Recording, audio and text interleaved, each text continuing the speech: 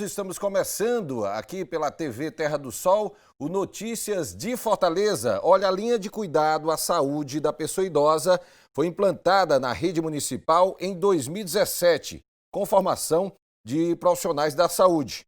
Do início do projeto ao fim de 2018, quase 500 profissionais já haviam participado do curso de formação. A linha de cuidado acontece na atenção primária e especializada. Há mais de 10 anos, seu Moraes é atendido no posto de saúde Carlos Vasconcelos para tratar a hipertensão arterial. Ele faz parte do grupo de idosos que é atendido pela linha de cuidado à saúde da pessoa idosa. Os benefícios do bom tratamento são notáveis. Sempre tive aqui a atenção das duas doutoras e o cuidado permanente dela, né, no sentido de que tudo saia da melhor maneira possível, né?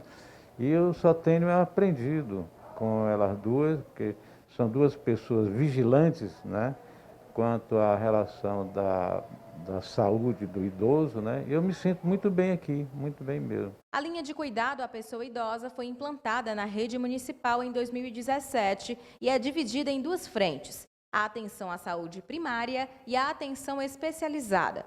Os serviços oferecidos são para garantir a qualidade de vida desses idosos. Os serviços que o SUS oferece, eles estão disponíveis na rede de atenção primária e também na rede de atenção especializada. Então, o idoso que tiver alguma comorbidade, no caso hipertensão, diabetes, as doenças crônicas não transmissíveis, ele vai encontrar na unidade a consulta médica, a consulta de enfermagem, a vacinação. Ele vai ter acesso aos exames laboratoriais, também alguns exames de imagem, no caso o eletrocardiograma, algumas unidades básicas de saúde também oferecem esse serviço, né? E dentista, saúde bucal, né? E no caso, assim, alguns serviços de extensão, como, por exemplo, a gente tem um grupo de idosos que funciona periodicamente, que vai trabalhar a prevenção dessas doenças, né? Com o envelhecimento, muitas vezes, traz também, nesse declínio da funcionalidade, algumas limitações das atividades cotidianas. E alguns idosos, eles também perdem a mobilidade, eles se encontram com as suas atividades de vida diária, começando a entrar em dependência de outras pessoas. Então, o serviço, ele oferece, o Programa Saúde da Família também oferece esse atendimento domiciliar. A Prefeitura também disponibiliza de equipes, né, o EMAD, que é também um programa do Melhor em Casa, que são para esses idosos que precisam de uma complexidade maior, que estão acamados há mais tempo e precisam de algumas intervenções mais complexas. E o PSF faz esse atendimento domiciliar juntamente com o agente comunitário de saúde para levar para esse idoso, né, aquela intervenção necessária. A gente vai de acordo com as necessidades, vacinas, orientações para a família sobre a alimentação, mudança, né, do decúbito, né, que a gente chama no leito, as mudanças de posição quando ele está deitado para evitar as escaras, as feridas. Então, tudo isso aí a gente está dentro da nossa rotina, do nosso pool de atendimentos da atenção primária. Nos postos de saúde, os pacientes têm acesso a consultas, medicação regular e a projetos de extensão como um grupo de idosos. É um momento de socialização, principalmente, né? O idoso, existem muitos idosos que chegam na fase do envelhecimento, sofrem de depressão, solidão. Muitas vezes a família, a maioria dos familiares saem ainda para a vida produtiva, vão trabalhar, e o idoso, ele sente essa necessidade de estar convivendo com outras pessoas, conversando, ser ouvido, né? Então, o grupo, ele promove essa socialização, ele proporciona. E a gente alia essa socialização a ações educativas. É uma oportunidade que ele vai ter para aprender algumas coisas relacionadas às doenças, mas também a uma boa qualidade de vida, né? Alimentação saudável, prevenção de quedas. Então, a gente trabalha todos esses temas importantes para esse processo de envelhecimento saudável. Dona Maria José faz parte do grupo desde o início e sente que ele é muito mais que um projeto de extensão. Ele é um tratamento para a mente. Esses grupos é diversão do idoso, a pessoa vai aos passeios, a pessoa às vezes se reúne para um aniversário de uma, todas participam. E tudo que tem nesses grupos é valioso para a gente.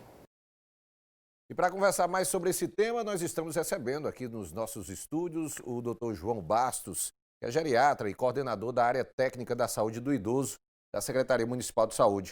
Doutor João, esse trabalho, essa linha de cuidado com a pessoa idosa, a porta de entrada para esse atendimento são os postos de saúde da capital? Isso, a atenção primária ela está bem distribuída em toda a cidade, né? Então a gente entende que na atenção primária ela tem que estar preparada para ter o primeiro ponto de atenção a essa pessoa idosa, né?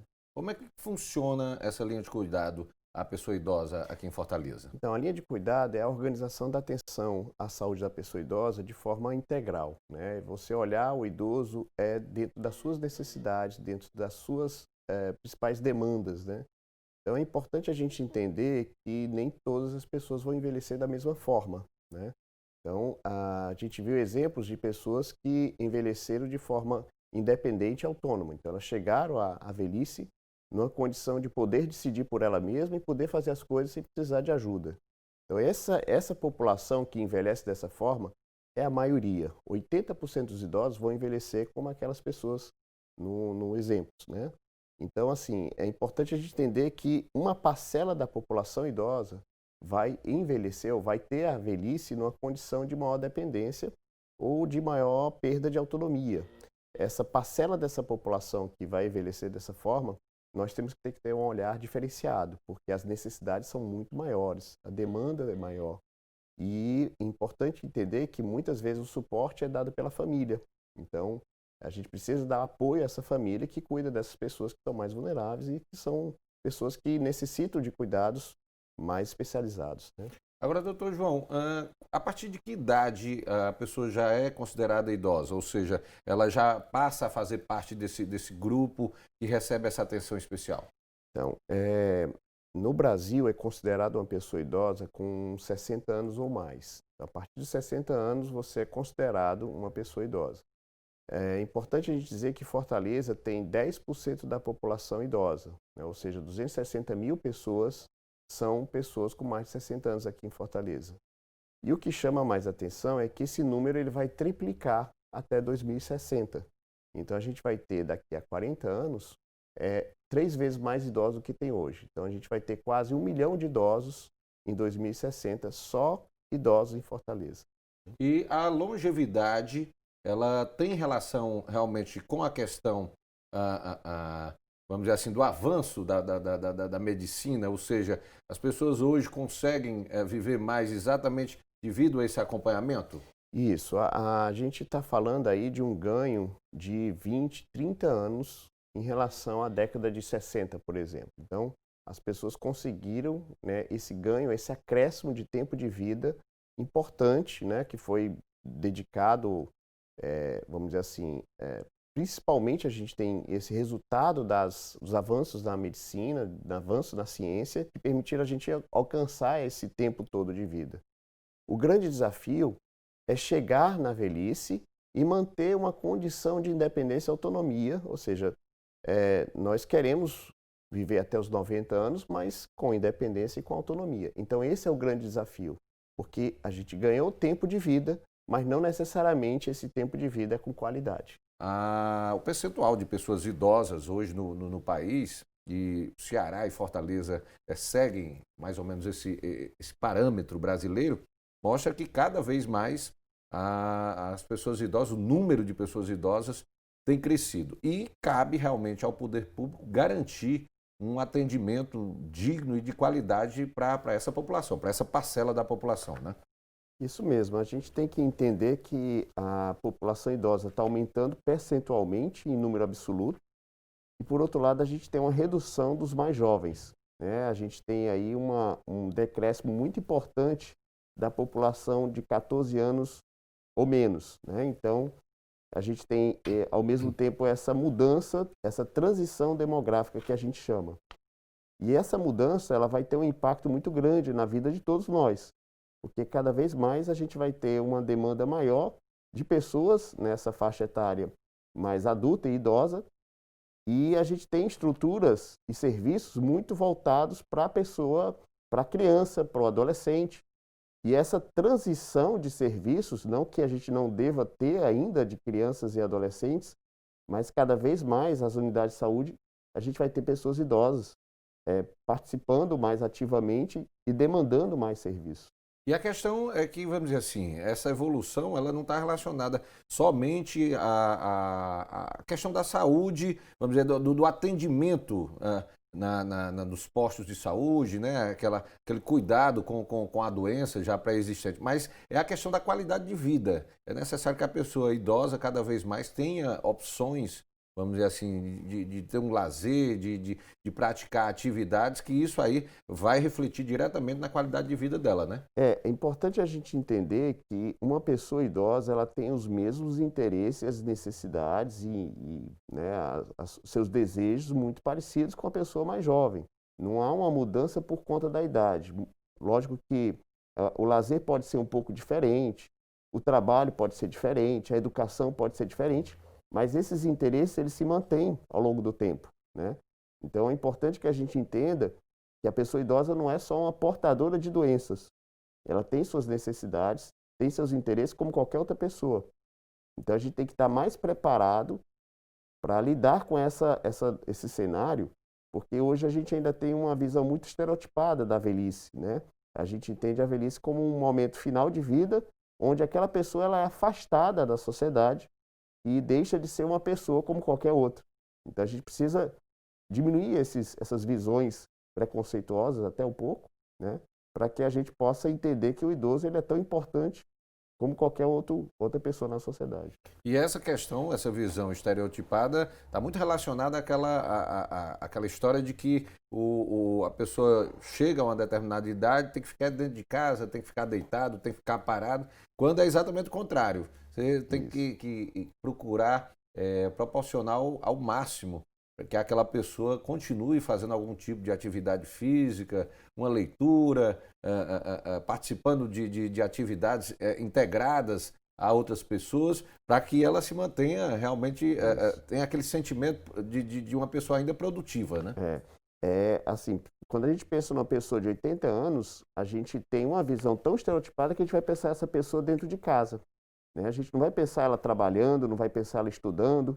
Isso é só uma visão estereotipada, porque biologicamente a gente pode chegar aos 80 anos estudando, pode ir trabalhando. É tudo uma questão de a gente construir isso ao longo de todo o tempo. Não ficar imaginando que você chega numa determinada idade e só resta você tomar remédio e ficar dentro de casa. Isso é uma visão errada, é uma visão equivocada. E o que nós temos que construir como sociedade é essa geração de oportunidades ao longo de toda a vida, né? Ou seja, a gente não gera oportunidades para os jovens, não gera oportunidades para o adulto, então a gente tem que pensar em geração de oportunidades para as pessoas com mais de 60 anos. Não pensar que ela se aposentou, a vida acabou.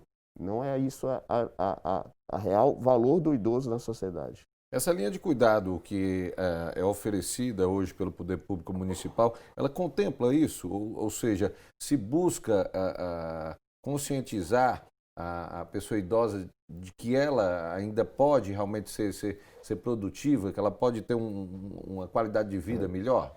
Se a gente pegar a parcela da população idosa que vai envelhecer nessa condição de autonomia e independência, que é 80% dessa população, se a gente pensar nessa população, só serviços de saúde não vai dar essa qualidade de vida para ela. Então, é uma ação para essa população maior, tem que ser uma ação intersetorial. Tem que envolver todas as áreas para que a gente contemple as necessidades dessa população que é independente e autônoma. Esses 30% de pessoas idosas que vão envelhecer com vulnerabilidade e que vão envelhecer com a condição de autonomia e independência, perda dessa autonomia e perda dessa independência, esse é o nosso foco. Essa população, a gente precisa estar muito próximo dela, porque essa população ela está em grande sofrimento. As famílias cuidam delas, mas precisam de um suporte grande dos profissionais de saúde. Essa população maior de 80%, só com ações intersetoriais que a gente vai ter a demanda dessa população resolvida. Essa população ela quer trabalhar, viajar, quer ter educação, quer ter segurança, quer ter lazer. Então, só serviço de saúde não é suficiente. Agora, os outros 30% dessa população que vai envelhecer com essa vulnerabilidade, a gente precisa estar muito próximo para dar apoio à família para dar suporte ao cuidado dessas pessoas. E como é que isso pode ser feito, doutor João?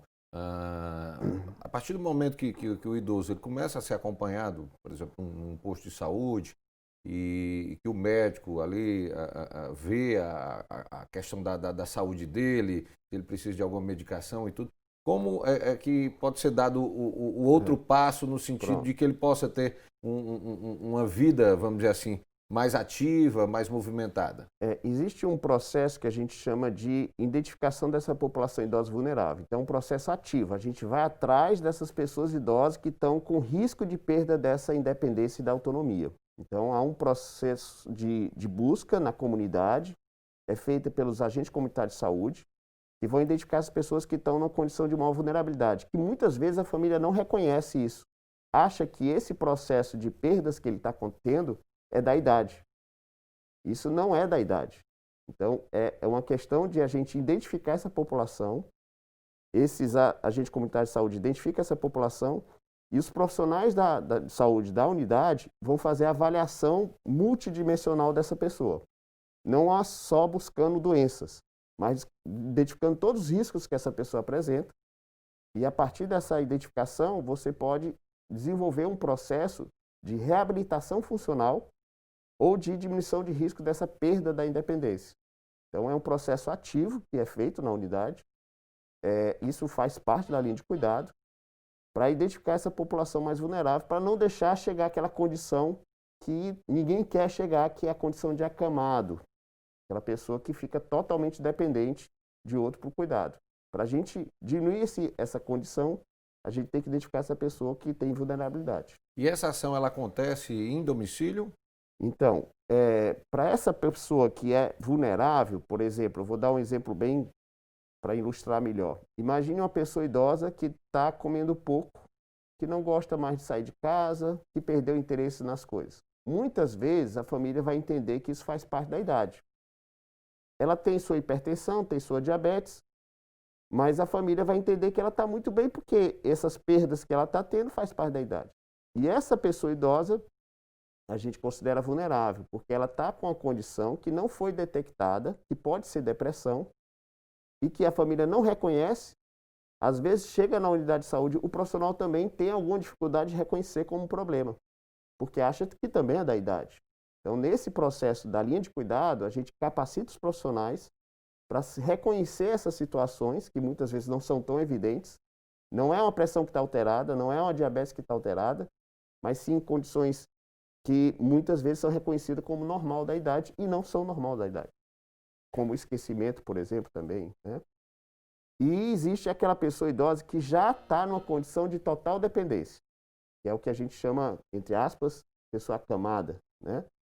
Nessa pessoa acamada, existe um suporte diferenciado, que é a visita domiciliar. Visita domiciliar pela equipe de atenção primária, né? E visita domiciliar para situações de maior complexidade do programa Melhor em Casa. Qual é hoje, vamos dizer assim, a situação de Fortaleza? Há já uma identificação desse quadro em relação à quantidade de pessoas idosas que precisam realmente ter esse acompanhamento? Então, a gente teve um levantamento mais recente, a gente tem uma população idosa aí de 260 mil idosos em Fortaleza. A grande maioria são usuárias do Sistema Único de Saúde e desse percentual, dessa quantidade de pessoas, em torno de 5% são pessoas com um grau de dependência maior que precisa de um suporte no domicílio. Então, em torno de 5, 6 mil pessoas que a gente tem nessa condição. Olha, a Coordenação de Saúde da Pessoa Idosa do Ministério da Saúde é responsável pela implementação da Política Nacional de Saúde da Pessoa Idosa. Nesse contexto, a política tem como principais diretrizes envelhecimento ativo e saudável, atenção integrada à saúde da pessoa idosa, estímulo às ações intersetoriais, fortalecimento do controle social, garantia de orçamento, incentivo a estudos e pesquisas. Hoje, a política nacional e que acaba sendo transferida para estados e municípios em relação à pessoa idosa é uma política eficiente na sua avaliação? Do ponto de vista de normas técnicas e suporte técnico para a implantação da política, a gente está muito bem municiado, né? A gente tem vários documentos que propiciam essa implantação a nível municipal e estadual. A questão maior ainda, dentro desse cenário, é orçamento. É orçamento e é foco voltado para esse tipo de atenção. A gente ainda precisa ter isso mais estruturado dentro do nosso Sistema Único de Saúde, mas estamos avançando, né? Existe um documento mais recente, de 2018, que é o documento de orientações técnicas para a implantação da linha de cuidado a nível municipal e estadual. Inclusive que, nesse momento que foi lançado esse documento, nós já estávamos em implantação aqui no município, né? Mas nesses últimos anos, eu acho que Fortaleza avançou. Lógico que estamos muito longe do que a gente quer alcançar como política voltada para a pessoa idosa, mas a partir do momento que foi possível colocar um objetivo específico voltado para a saúde do idoso dentro do Plano Municipal de Saúde, que vai de 2018 a 2021, a gente já considera um grande avanço, né? Mas temos que avançar muito mais. O que é que preciso ser feito, né, na sua avaliação? Como a gente pode evoluir, como é que a gente pode avançar mais nessa questão da assistência à pessoa idosa? É uma questão só de, vamos dizer assim, de definição política mesmo, por parte do poder público? A gente tem alguns desafios. Eu posso colocar os 3 principais desafios, né? A visão que o sistema de saúde tem da pessoa idosa é muito centrada ainda na doença dela. Então, a gente tem um modelo de saúde que é muito centrado em identificar doenças do idoso, né? E a gente precisa passar para um modelo que busque manter essa condição funcional dessa pessoa mais do que a busca por doenças, né? E o outro ponto é que a gente tem um olhar muito para o aspecto físico da pessoa e não para as outras dimensões que essa pessoa apresenta, né? Então, tem que olhar para as questões que não envolvem só o físico da pessoa. Então, existe a pessoa, ela tem essas condições emocionais, tem as condições mentais que a gente precisa dar um olhar mais diferenciado para ela. A gente tem uma fixação muito na questão física, então medir a doença por exames, né? E a gente precisa ter esse olhar para a condição psíquica e mental da pessoa também. Mas o grande desafio de todos é a preparação dos profissionais para lidar com esse cenário. Então, a gente ainda tem uma formação acadêmica muito insuficiente, né, em relação à saúde da pessoa idosa. Nas nossas faculdades, a temática saúde do idoso ela ainda é muito insuficiente para a demanda que nós temos e para a que nós vamos ter. Então, precisamos melhorar essa situação. Hoje, dentro do nosso cenário, a gente tem os profissionais contratados, mas que ainda não têm essa capacitação nessa avaliação.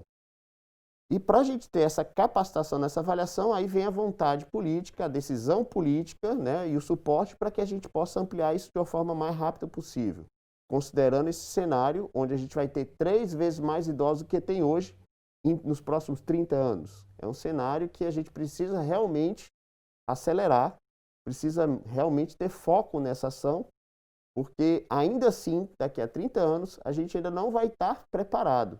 Mas a gente tem que estar bem melhor do que está hoje, porque senão a gente vai ter um sofrimento muito grande das pessoas por falta desse conhecimento, por falta dessa assistência.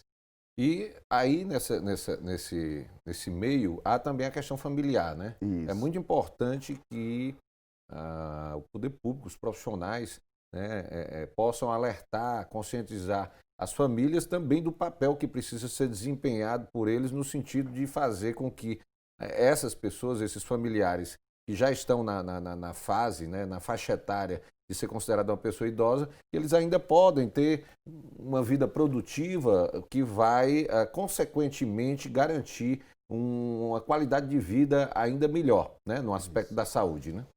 A gente, dentro desses últimos anos, a gente também se aproximou muito da Secretaria de Educação do município, porque a gente entende que é necessário que haja uma disciplina chamada envelhecimento, né? Porque as pessoas precisam entender como se envelhece bem, como se envelhece, porque esse processo vai determinar em que condições a gente vai chegar na velhice. A gente tem que pensar que o envelhecimento ele está acontecendo a partir de agora. Ele não vai acontecer a partir dos 60 anos. Então, para que haja essa condição de a gente poder dar suporte maior, ou seja, quanto mais pessoas chegarem à sua velhice numa condição de dependência e autonomia, melhor, né? E as famílias hoje, elas representam 98% dos idosos que estão dependentes de cuidados, estão sendo cuidados por famílias. Eles não estão em instituições, são os antigos asilos, não estão nessas instituições, ou a quantidade de pessoas que estão nessas instituições é muito pequena, é 1%, né, da população idosa, mas a gente tem aí 98% sendo cuidado pelas famílias. E as famílias precisam ser cuidadas, porque se elas não forem bem cuidadas, elas não vão conseguir cuidar desses idosos. Então a gente precisa olhar esse cenário de uma forma bem ampla para dar o suporte adequado, né, a todos esses pontos de cuidado. Doutor João, para a gente finalizar aí, qual a orientação que o senhor poderia repassar para as pessoas que têm idosos dentro de casa, muitas vezes estão ali, né, sem nenhum tipo de atividade, e muitas vezes essa pessoa idosa ela só é levada ao médico quando está sentindo uma dor, está doente e tal. Qual a orientação para quem tem um idoso dentro de casa no sentido de tentar fazer com que ele possa ter uma vida mais ocupada, mais produtiva? É importante, primeiro de tudo, assim, a família, os familiares, não entenderem que essa mudança de comportamento desse idoso, esse padrão dessa pessoa idosa que está andando devagarinho, que fala baixinho, que come pouco, isso não é esperado do envelhecimento, tá? Então, se houver alguma situação dessa, que tenha suspeita, comunique ao agente comunitário de saúde, né? O agente comunitário de saúde pode fazer uma avaliação para identificação se esse idoso é um idoso vulnerável. E havendo essa situação, esse idoso vai ser avaliado por profissionais para ver se há alguma situação que possa ser impactada para que ele possa ter uma melhor condição. Do ponto de vista do dia a dia desse idoso, se esse idoso é uma pessoa autônoma e independente, ele muitas vezes ele é uma referência para a família, né? Às vezes tem pessoas que têm um grau de envelhecimento ativo tão importante que toda a família se esmera nessa pessoa. Então, esse tipo de envelhecimento a gente precisa estar mais, vamos dizer assim, divulgar mais. Precisa observar melhor essas pessoas que envelhecem e chegam aos seus 90 anos numa condição de autonomia e independência, né? Precisamos aprender como envelhecer dessa forma, né? Então isso aí é importante a gente destacar também. Ver exemplos de pessoas que estão envelhecendo e o que eles fizeram ao longo de toda a vida para envelhecer daquela forma. A gente vai ver que essas pessoas elas têm uma vontade de estar sempre aprendendo, né? Não importa a idade. Isso faz toda a diferença para o bom envelhecimento, né? Essa curiosidade pela vida e por tudo que acontece na vida faz toda a diferença para a gente alcançar essa condição de envelhecimento dessa forma. Não deixar que outros fatores externos te limitem, né? Você tenha realmente consciência da sua capacidade e buscar sempre se aprimorar, né? Então, ter interesse, ter curiosidade pela vida, querer aprender sempre, isso faz muita diferença. Doutor João, muito obrigado pela presença aqui na TV Terra do Sol, aqui no Notícias de Fortaleza, e que a gente consiga cada vez mais adotar uma política aí de valorização da pessoa idosa aqui na nossa capital. Muito obrigado pela presença aqui. Nós vamos ao intervalo, daqui a pouquinho a gente volta com mais informações aqui pela TV Terra do Sol. Um instante só.